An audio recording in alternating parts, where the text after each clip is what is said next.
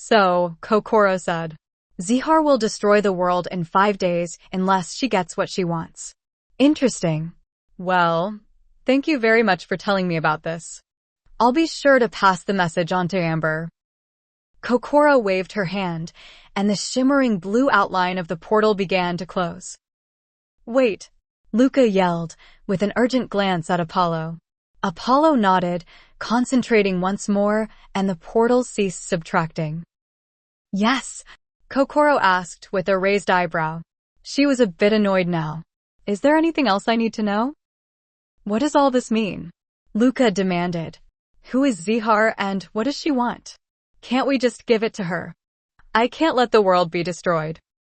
That is information for a select few, Kokoro said coolly. You will know when you need to know. What if we need to know now? Kagami asked. Her ranged though Luca's phone. We can help you. You too. Kokoro laughed. With your lack of powers and your human frailty, I doubt it, you'd only get in the way. Kokoro waved her hand again, and, this time, the portal closed successfully. The look of worry was clear on Luca's face. He placed his face into his hands. What are we going to do? Kokoro hummed to herself from the new information she had gotten from Luca. This was worrisome. She needed to come up with a solution to deal with Zihar knowing her. She would do anything to find the being of her hatred. She thought back to Luca. She wondered if Layla told Luca everything along with Kagami. If she did. Zihar is a troublesome problem. She had never announced how long she'll take to destroy a universe. Kokoro made a little growl. She had made up her mind. The only thing I can do is to lock their memories up. All of them. It'll keep them safe from knowing Zihar existed and, from this version of Adrian, why must that child tell them? What happened to me? Marinette asked herself groggily. After waking up and finding herself crumpled on the floor, she dusted her clothes off and stumbled on, feeling sore. All I remember was this intense feeling, this sensation of blackness. Marinette shivered, pulling her blazer closer around herself. It was an insidious sensation, as if her innermost self was being consumed by fury, but it wasn't unpleasant.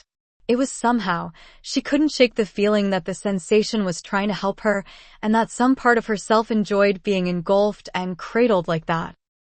As Marinette walked, she came across a girl with brown hair braided into twin pigtails, wearing the Juliet school uniform.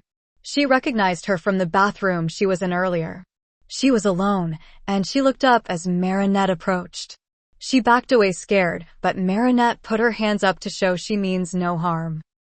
Hey, Marinette says softly. She was surprised to see her here. What are you doing here? The girl shuffled closer to herself, ducking her head, hiding her face. Please don't tell anyone I'm here, she begged. I won't, Marinette promised, with a quick glance behind herself before she stepped next to this girl. In a little alcove shielded by a rainwater pipe on one side and a hallway on the other, no one coming down this way would be able to tell they're standing there. Marinette felt excited somehow this girl was ostracized like herself. Maybe this was an opportunity to make a new friend. I'm Marinette, what's your name? Peggy stuttered. Hey, are you a new student? I don't recall seeing you around before. Marinette pursed her lips. I am new, but there's nothing wrong with me, she said quickly, then followed up with, if I'm honest, I'm only reason why I'm here because I was framed. I'll be out of here in 3 months. Oh, the girl said. Well, I don't know if I'm ever going to get out of here. I'm addicted to painkillers. It started when I raided my parents' medical cabinet, and when they refused to buy more drugs, I shoplifted from a corner market. I was caught, and the judge sentenced me to Juliet until I get clean. Marinette was surprised by this information. She didn't think Peggy would open up to her so quickly. How close are you? Marinette asked. To getting clean, I mean? It took Peggy a moment to answer. I'm managing, Peggy confessed. Nowhere fast enough, but I don't really mind it. She scowled, the first negative and confident emotion on her face that Marinette saw. Up until then, Peggy had been plagued by nervousness and anxiety. I don't have a problem with my addiction. It makes me feel good. But everyone else hates it and my parents won't take me back until the school's doctor assigned me a clean bill of health. Peggy droops. They've cut my supply down a lot, she said. I was able to manage for a while by relying on the black market. The black market? Marinette asked in surprise. There's a black market in the school? Why, yeah, Peggy said. There's a black market anywhere. You just have to look hard enough. The dealers smuggle supplies into the school and sell them at places the teachers don't check. You can get easy stuff like energy drinks, candy, and smartphones, but also more expensive stuff like knives, cigarettes, and prescription drugs. I had some saving I took with me into the school, and I was able to buy some Vicodin and OxyContin. It's great stuff. Peggy beamed. Marinette made a face which Peggy didn't notice. Way better than the old Aspegix my parents had. Problem is, when I ran out of money, I had to borrow some from some really unkind people. Peggy shivered, hugging her arms to herself. Marinette noticed for the first time that Peggy's arms were trembling. I've been skipping out on payments, Peggy confessed. And I'm hiding so she'll leave me alone. Marinette asked. She had a feeling who she must be referencing too. She wasn't the only ones in the bath. There were 2 other girls and her 2 roommates. Peggy hesitated. I borrowed money from Annalise. She said. She looked at Marinette, who made a face. So, that's why she was in there for, Marinette thought. Do you know her? Peggy asked. She's my roommate, Marinette said. Is she your roommate? Please don't tell her if you saw me. I am already in hot water with my other 2 friends. You don't know how horrible she is. Peggy said shakingly. You poor thing, Marinette said, feeling deep pity for this girl. I won't let Annalise get near you, or hurt you. Have it much worse than me.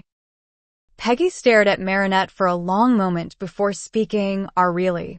Marinette nodded. Peggy ducked her head so that her hair hid her face.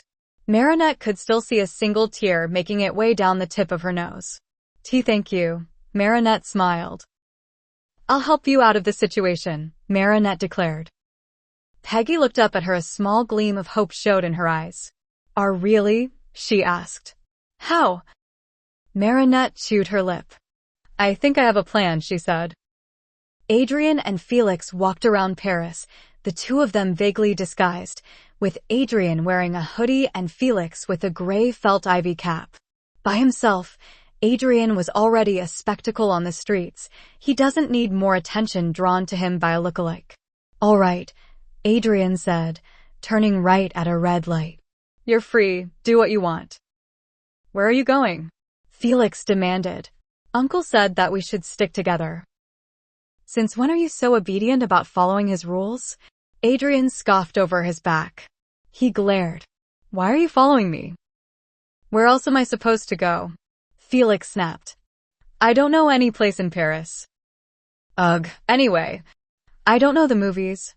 Adrien groaned in annoyance at his cousin. When Felix didn't move away, he sighed. Fine, just keep quiet and don't make trouble for me. Adrien approached a hospital, causing Felix to raise an eyebrow. A hospital? What business does he have here? Felix wondered. Adrien rode the elevator up and arrived at a single suite. Felix held his breath at the doorway when he saw who was sitting in the single bed.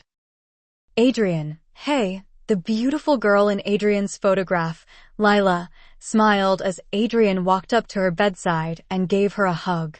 Adrien sat down on a chair that was by her bedside. Lila looked up at Felix and raised an eyebrow at him. Who's this? My cousin, Adrien said, looking back. You're still here. There was a hint of annoyance in his voice which Felix decided not to force his on, instead on Lila. I'm Felix Fathom. Felix said, coming forward. Was it just his imagination, or was there a spark of recognition in her eyes? I'm Lila Rossi, she said. Nice to meet you. Adrien was gazing at Lila with a dreamy look in his eyes, holding onto her hand. Seeing them together made Felix realize how important Lila was to Adrien. A grin came across his face. This was interesting, very interesting. Felix's mind was already churning with all the amusing ways this could play out. It's so strange that Hawk Moth hasn't been attacking anyone lately, Tiki said, looking out of Alia's window. She lived lower than Marinette did and in a completely different part of town. The view was new. There was a candy shop across the road that Tiki kept her eyes on. Isn't it? Alia muttered, writing her homework. She had a lot of catching up to do. Putting down her book, Alia frowned. I was hoping to have more opportunities to shine as Scarabella, but there's been virtually no attacks. I wonder what happened. Just a month ago, he was so active. Alia, Marlena suddenly yelled from the kitchen. Mail for you. Coming, ma'am. Alia yelled, standing up from her desk.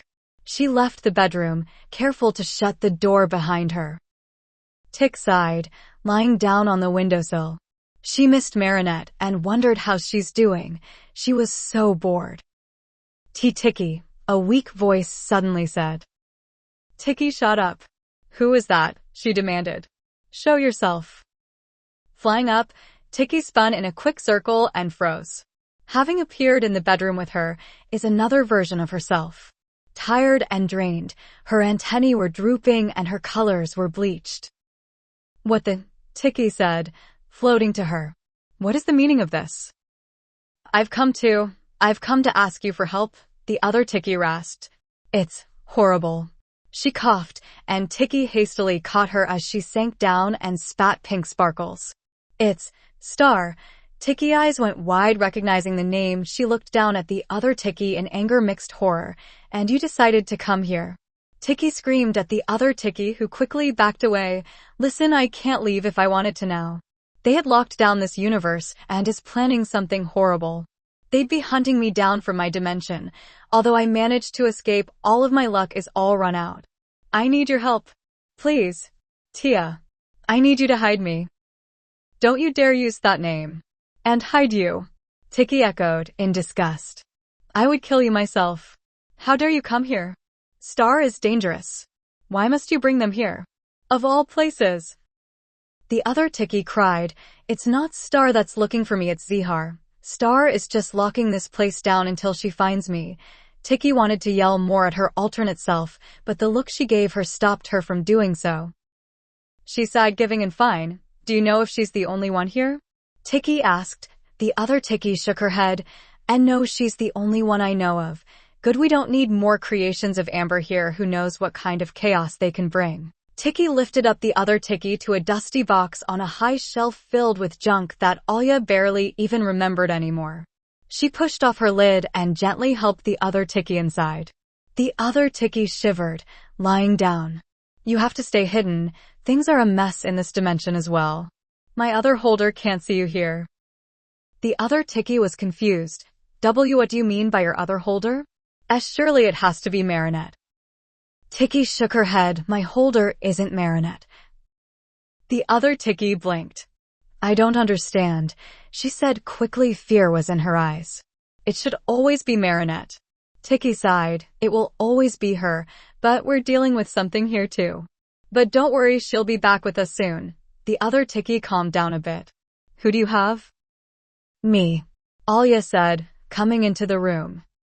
Alia, Tiki cried, as the other Tiki perked up in interest.